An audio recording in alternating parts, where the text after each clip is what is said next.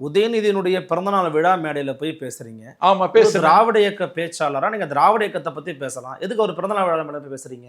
அப்ப அங்க நீங்க பேசியிருந்தீங்கன்றத இன்னும் இந்த 4.5 வருஷத்துல தான் இதே தாவேக்காவ தற்குறி பய, ஒண்ணுமே தெரியாத பசங்க, முட்டா பசங்க, இவங்க பின்னாடி வரதெல்லாம் ஒரு கூட்டமா அப்படின்னு இந்த 4.5 வருஷத்துல நீங்களும் கேட்டிருந்தீங்க. ஆமா அப்ப அந்த நிலைப்பாடு மாற்றம்ங்கிறது நான் ஒரு விமர்சகருங்க. நான் தவறு கண்டா உடனே சொல்லுவேன். இதை நான் ஒரு விமர்சகர். நான் போய் சோடா குடிச்சிட்டு அதில் உப்பு இல்லைன்னாலும் இது தப்புன்னு சொல்லக்கூடிய விமர்சகன் தான். நான் அன்னைக்கு தம்பி உதயநிதியினுடைய பிறந்தநாள் விழாவில் போய் பேசினது எனக்கு 2 மாதத்துக்கு முன்னாடி அந்த தேதி என்ன வாங்கினார். 27ஆம் தேதி பிறந்தநாள், 28ஆம் தேதி அந்த கூட்டம். அந்த கூட்டத்துக்கு நான் போனேன். நான் அப்போது இங்கே தாவேக்காவுக்கு போக வேண்டாம்னு நினச்சிட்டு எல்லாம் போகலை.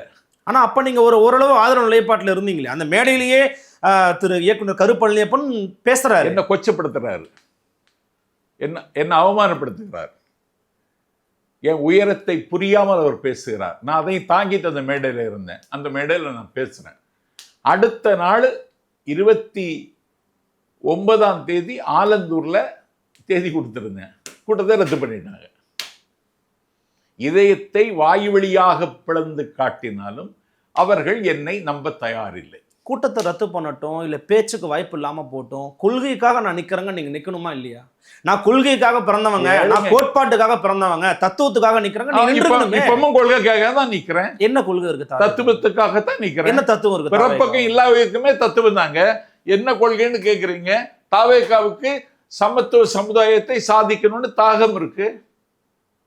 எல்லோருக்கும் எல்லாம் இருப்பதான தாகம் இருக்கு. பெரியாரை இப்போ சீமான் விமர்சனம் பண்றாரு, தாக்கி பேசுறாரு. பெரியாரை தாக்கி பேசக்கூடிய சீமான் அந்த பெரியார் விமர்சனத்துக்காக நீங்க பிற்போக்குவாதியை அடையாளப்படுத்துற நீங்க பெரியாருன்ற பேரை பயன்படுத்திய ஒற்றை காரணத்துக்காக விஜய முற்போக்குவாதியா சிந்திக்கிறதுங்கிறது பகுத்தறிவுக்கு ஒவ்வக்கூடியது இல்லைங்க. பெரியார் திடலுக்கு அவர் போனாருங்க. பெரியார் பிறந்த நாளுக்கு போனா அதனால என்னன்னு கேக்குறேன். அன்னைக்கு வேற எந்த தலைவனும் எல் முருகன் கூட தான் சார் பெரியார் ஆதரிச்சு பேசுறாரு. ஆமா, பாஜக தலைவராக அந்த எல் முருகன் பெரியார் ஆதரிச்சாரு. அதுக்காக நீங்க பிஜேபி ஏத்துப்பீங்களா? ஏத்துக்க மாட்டேன். அப்புறம் பிஜேபியின் பி டீம் தானே விஜய் அப்படிங்கிறது திமுக விமர்சனமா இருக்கு. என்ன கேள்வி உங்களுக்கு? ஏன் விஜய் ஏத்துக்கிட்டேன்னு கேக்குறீங்களா? விஜய் கிட்ட என்ன கொள்கை இருக்குன்னு கேக்குறேன். கொள்கை இருக்கு. நான் சொன்ன கொள்கை எல்லாம் அவர்கிட்ட இருக்கு. அதை நடைமுறைப்படுத்தக்கூடிய வலிமையும் அவருக்கு இருக்கு. அதான் எதை எப்படி எவாலுவேட், எப்படி மதிப்பீடு செய்றீங்கன்னு கேட்கிறேன் நான். அவருக்கு இருக்கிற கூட்டம் தான். கூட்டம் முழுக்க ஓட்டா மாறுங்கிற நம்பிக்கை. ஓட்டாவும் மாறும், பகைக்கு அது வேட்டாகவும் மாறும். ஏன் அதுல என்ன உங்களுக்கு நம்பிக்கை?